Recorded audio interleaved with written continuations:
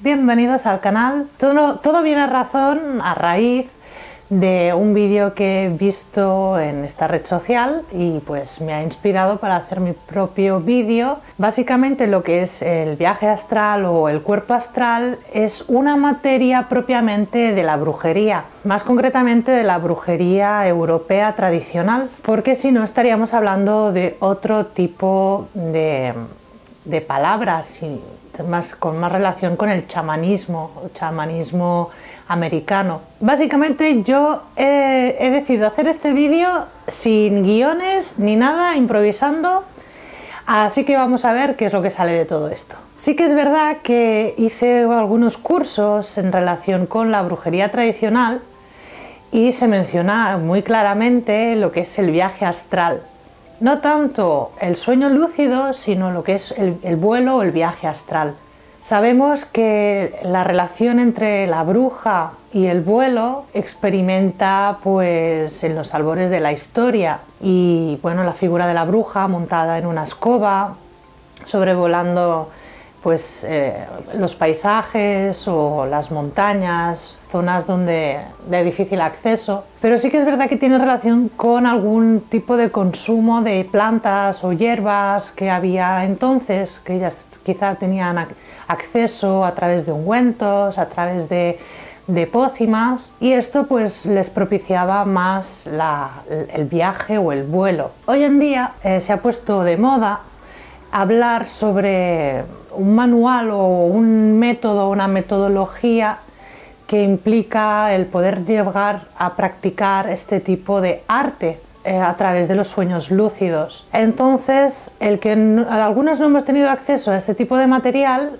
pero sí que es verdad que lo hemos podido experimentar en nuestras propias carnes, en nuestra propia experiencia, y es a través de esta vía, de este vídeo, que quiero pues mencionar pues mis propias experiencias, y luego pues ya intentaré explicar un poco lo que he podido contemplar o ver a través de materia que yo he tenido acceso, y pues lo que son definiciones o ideas y conceptos de esta idea del vuelo o el viaje astral. Básicamente lo que vengo a comunicar son algunos tipos de sueños, porque no son tanto como meditaciones, aunque también, sino que son algunas prácticas en relación en ese momento del día que nosotros estamos como más REM, como más reposando. Yo era muy jovencita.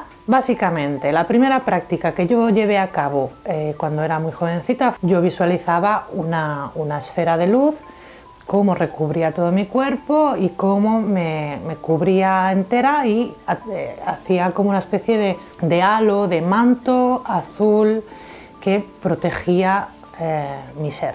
Y esto en el momento en el que yo empezaba con mi sueño más profundo del día. Luego esta esfera o este manto de protección se iba extendiendo, yo iba practicando, iba extendiéndolo cada vez más y más y más, hasta llegar a hacer una esfera que protegiera todo mi hogar. Esta es una práctica que recuerdo muy bien. Aparte de este tipo de prácticas que son, por decirlo de alguna manera, básicas para las meditaciones en grupo, los rituales. Además, es verdad que yo durante toda mi vida he tenido muchos sueños. No los he anotado, pero recuerdo algunos que sí que eran muy intensos. Por lo que tengo entendido, los sueños lúcidos son aquellos sueños en los que tú estás soñando y sabes que estás soñando. Estos sueños no se producen ni en el momento de sueño vigilia, que es el momento en que estás en el paso entre estar despierto y estar dormido. No son este tipo de sueños, sino que es en el sueño propiamente dicho, cuando tu cuerpo reposa y estás en el periodo más largo del sueño durante la noche. Se empiezan a efectuar una serie de imágenes que nosotros el día siguiente reconocemos como un sueño. Entiendo que es eso. Además, se reconocen ahora algún tipo de prácticas que se llevan a cabo durante el día cuando estamos despiertos, para reconocer que estamos despiertos y que no estamos en un sueño. Este tipo de prácticas, por lo que tengo entendido, son muy sencillas, además que vienen de la zona anglófona o americana, que son el de contar los dedos o el de traspasar la mano. Pues bien, este tipo de prácticas, si tú no las has leído anteriormente en ningún sitio, evidentemente no las conoces. Y por consecuencia, cuando de alguna manera, como puede ser en mi caso, hemos estado inducidos a este tipo de prácticas mediante el sueño, mediante la meditación, cuando éramos bastante más jóvenes, que por cierto, soy un poquito más mayor, bastante más mayor de lo cuando era el inicio de este tipo de prácticas que yo realizaba, no teníamos manera de averiguar si eran sueños lúcidos, si estabas despierto, si estabas dormido, si estabas despierto, si estabas dormido cuando estabas dormido. Entonces, este tipo de metodología puede que haya surgido con un boom que se ha querido pues establecer en este momento. Puede ser que yo sea un poco más retro, un poco más anticuada, o puede ser que haya tenido, como os digo, más influencia de otro tipo de personas que han estado practicando este tipo de prácticas que me comentan que en realidad lo que es un sueño lúcido puede ser tanto el estar dormido y ser consciente de que estás soñando, como lo que tú puedas llegar a visualizar durante una meditación, ya sea guiada o no. Sí que es verdad que se ve que hay un estudio que dice que tiene que ser en un periodo de tiempo del sueño, que hay varias fases, y mediante la meditación esas fases quizá no se contemplan con tanta facilidad, pero es probable que, como evidentemente es una parapsicología y las parapsicologías son un estudio que en realidad la ciencia no contempla, pues haya que poder estudiar este tipo de expresiones o prácticas que otra gente pues haya podido sentir por el simple hecho de relacionarlo directamente con el viaje astral y con el plano astral, que viene a ser lo mismo, ¿no? El plano astral es básicamente uno de los planos que existen. Existe el plano físico, el plano astral, el plano elemental, el más allá y otras dimensiones ocultas. Por lo tanto, el paradigma sigue ahí. Sigue en el hecho de poder decir, yo he hecho un viaje astral porque he hecho una meditación en grupo o en solitario, y mis prácticas me llevan a aclarar que lo mío ha sido un viaje astral, porque he podido estar en contacto con otro plano que no era el físico, el aquí y ahora. Ahora os voy a contar yo mis propias experiencias con lo que es el viaje astral. Los sueños lúcidos he podido comprender en este tiempo, desde el inicio de mi práctica, a través de muchos sueños, y haber podido esclarecer un poco qué era esto lo que me estaba ocurriendo, haber podido leer, haber podido escuchar, haber podido compartir, he podido esclarecer que eran, pues seguramente he realizado algún viaje astral, seguramente he tenido algún sueño lúcido y seguramente he tenido sueños vigilia.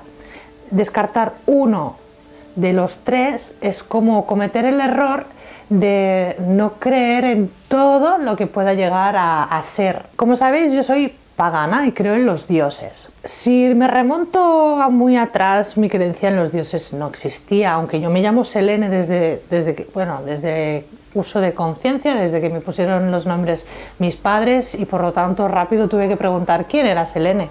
Entonces ya Selene es una deidad griega, muchas veces tengo que dar esta explicación de dónde viene, de dónde procede. Entonces algo ahí había, ¿no? ¿Y qué es un dios? Es una entidad.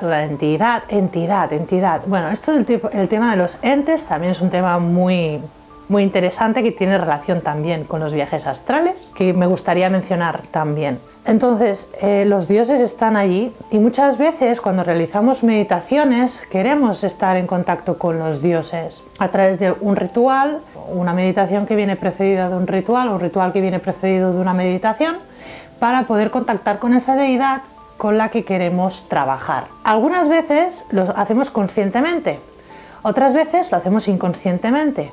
¿Qué quiere decir? Conscientemente, básicamente, hacemos una manifestación verbal a través de los ritmos, de la música, de una invocación en voz alta, es consciente, hablamos con esa deidad o mencionamos su nombre, o lo hacemos a veces inconscientemente, que es a través de alguna meditación o interiormente. El hecho de estar constantemente trabajando o mencionando esa deidad, de alguna manera se vincula a nuestro día a día, a nuestras prácticas, a nuestras creencias, en nuestros estados de ánimo, en nuestras emociones. Incluso dedicamos algún espacio para poder poner una imagen o alguna figura suya. Y en mi caso, pues por ejemplo, fue aquí mismo, en casa, con una imagen de esta deidad que os voy a mencionar más tarde.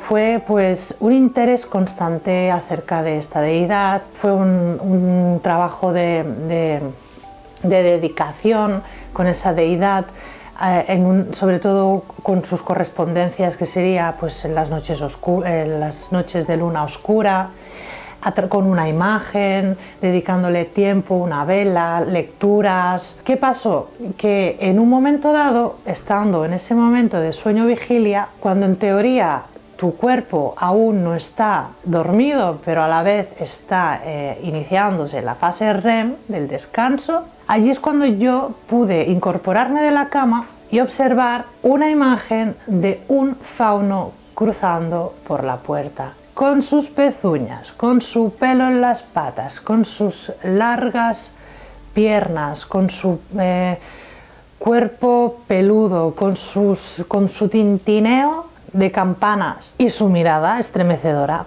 Básicamente me aterroricé, ¿no? Porque en realidad los sueños vigilia pues es ese momento que en algún momento de nuestra vida hemos vivido, sobre todo cuando éramos pequeños y teníamos pesadillas, cuando teníamos fiebre.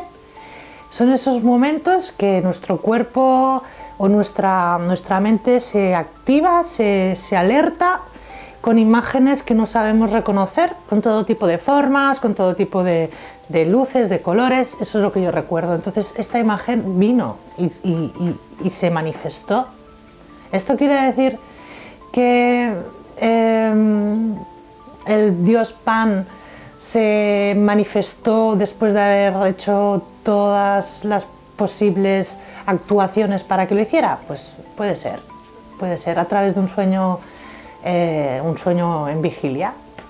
Como os he dicho, he tenido otras experiencias con otro tipo de sueños que básicamente no los voy a clasificar porque no voy a empezar a introducir materia ni nada, no soy profesional ni quiero impartir ningún curso ni ninguna metodología, pero básicamente son dos tipos de sueños los que yo creo que he tenido más frecuentemente, que son como os diría, los que tienen color y los que no, los que participo y los que no, los que manipulo y los que no, los que recuerdo y los que no, básicamente. Los que no recuerdo no los voy a mencionar porque evidentemente no los recuerdo, tampoco me he puesto a anotarlos. Y los que sí que recuerdo, pues mirad, por ejemplo, recuerdo antes de iniciar este canal, hace un año, justamente por estas fechas hará un año, mi propósito era volcar toda la información que pudiera sentir, aprender, leer, experimentar sobre lo que es la brujería. Partiendo de la base de que la brujería es muy ecléctica y evidentemente no soy una bruja hereditaria, pero sí que es verdad que me han inducido a algún tipo de prácticas.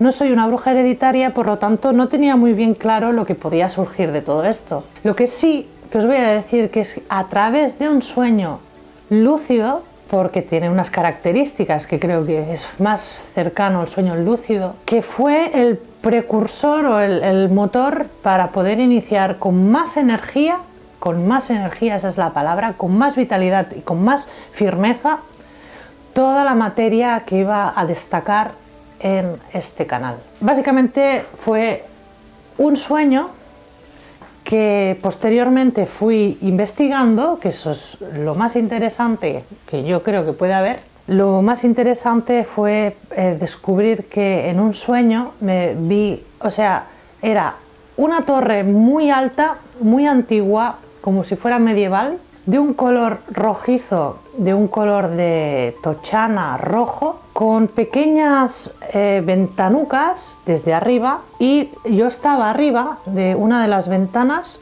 y visualizaba todo el paisaje, un paisaje bastante verde.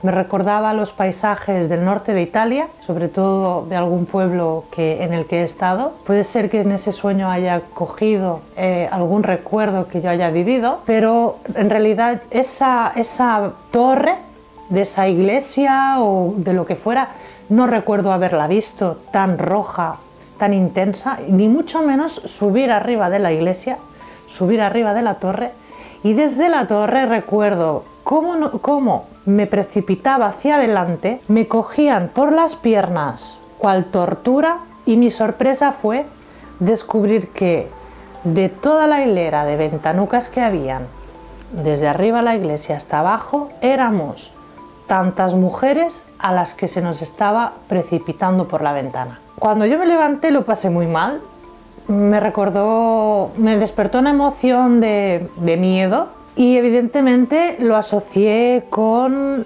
mis lecturas, con mis estudios relacionadas con la brujería, y efectivamente era posible que ese espacio hubiera sido un lugar de torturas que se llevaban a cabo en época medieval a las mujeres.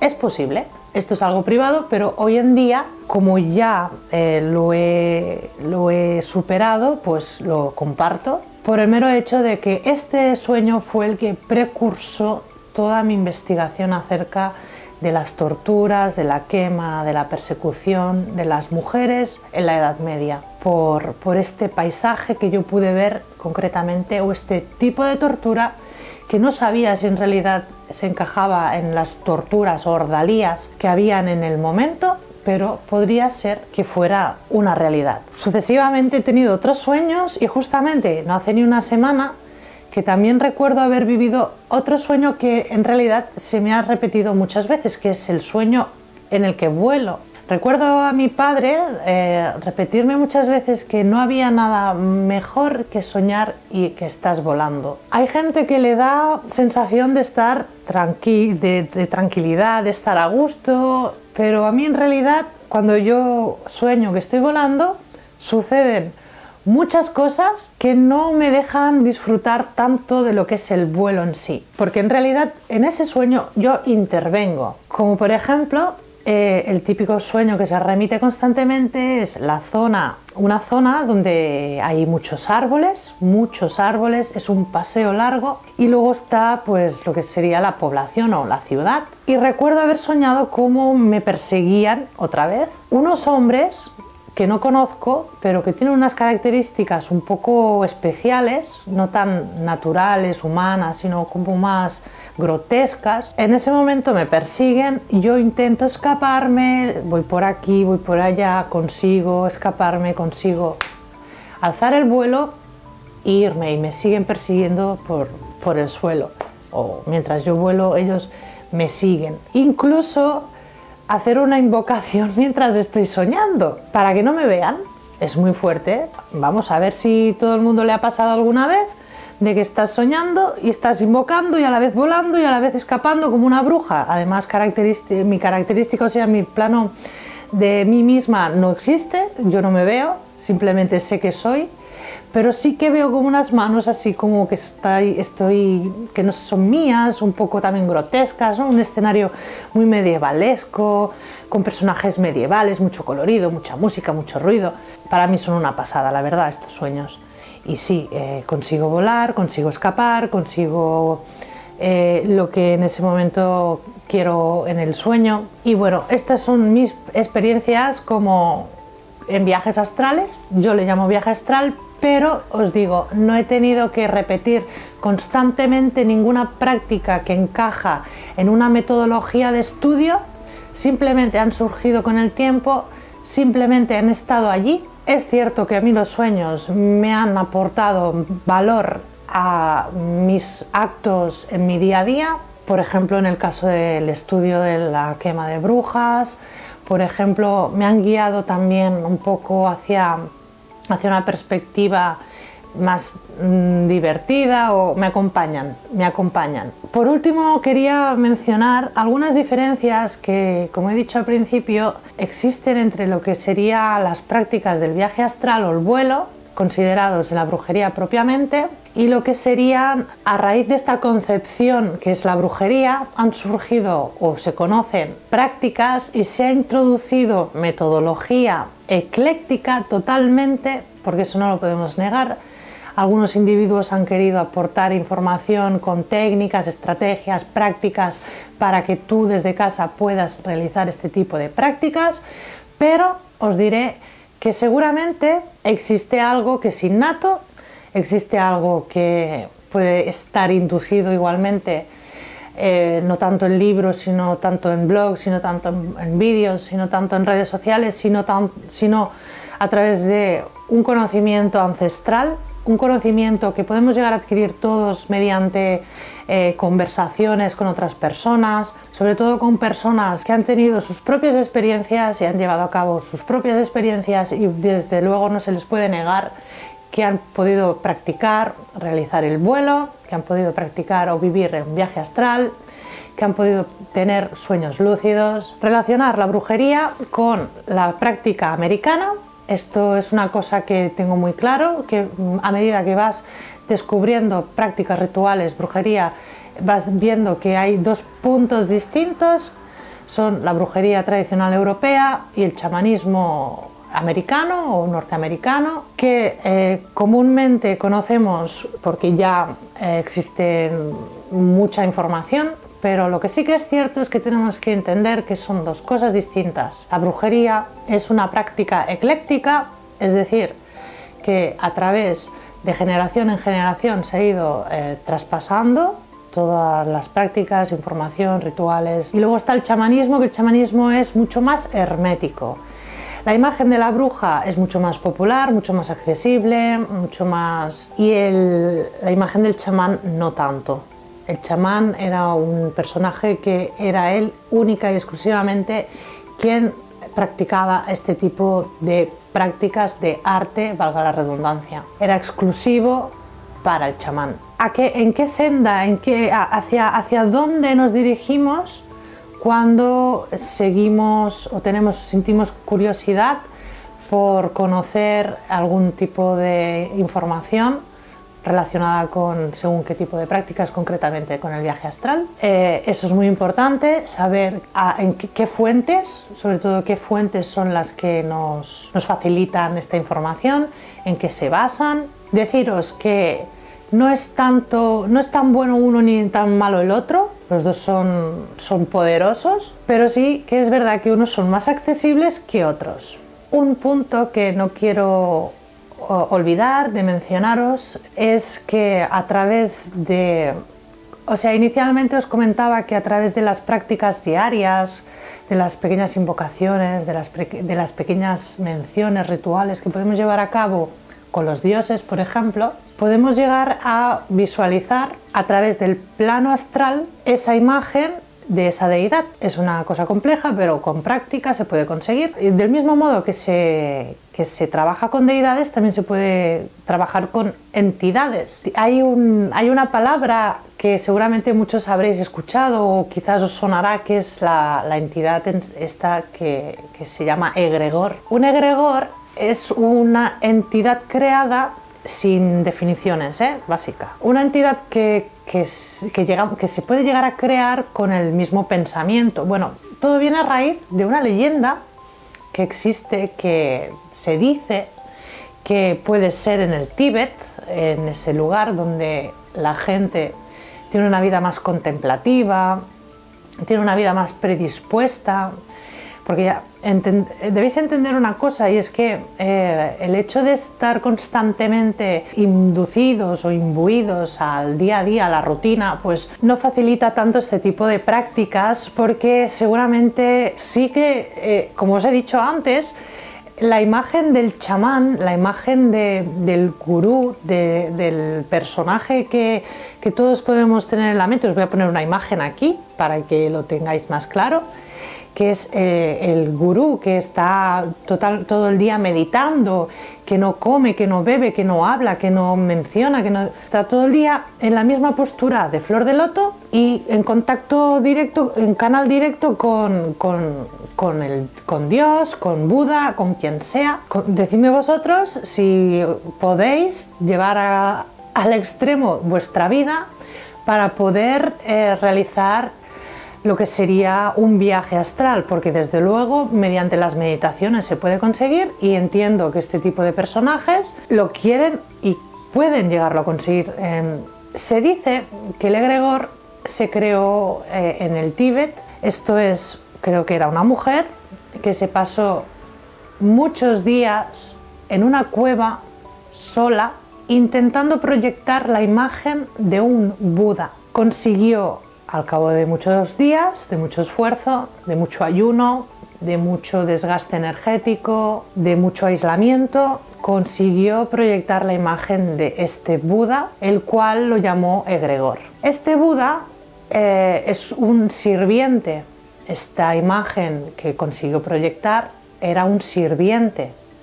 El sirviente lo que hace es ejecutar aquellas acciones para que te ayude o para que actúe según lo que tú quieras. Básicamente eso se consiguió mediante este tipo de prácticas. Dejémoslo aquí, no voy a entrar a más. Es súper interesante este tema, yo creo que puede dar para otros vídeos. Espero que os haya ayudado un poco, esa es mi propia experiencia con mis propios sueños. Espero que vuestros sueños también os ayuden a ejecutar y a echar más energía a todo aquello que queráis llevar a cabo. La imaginación es muy poderosa y no es simplemente una herramienta de un niño de temprana edad.